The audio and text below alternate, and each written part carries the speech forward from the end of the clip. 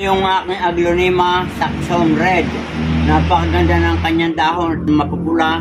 Ay ngayon, ito ay tatlo yung kanyang puno. Ang gagawin natin ay ating iliripat para sila ay magluag at hindi mag-agawan sa nutrients ng kanilang lupa. At ngayon ay aking papakita na sa inyo ang pamamaraan ng aking pagliripat. Ito atin ang kukuhanin. Atin ang tatanggaling isa-isa yung kanyang puno o stem. Ayan, napakaganda. Yan. Ngayon, atin namang lalagyan itong ating kwan, itong ating pot. Dito natin siya isasalin.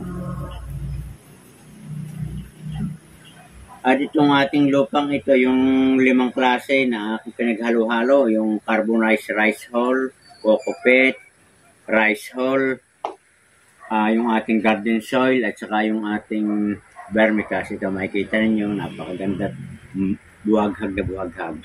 So ito mga kabayan, atin ang nilalagay. Yan.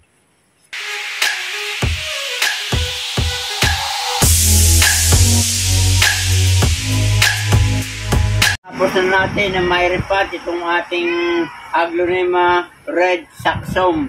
Ay ito, nalagay natin sa magagandang pot. At ito ay kailangan natin ay huwag ididirekta sa araw.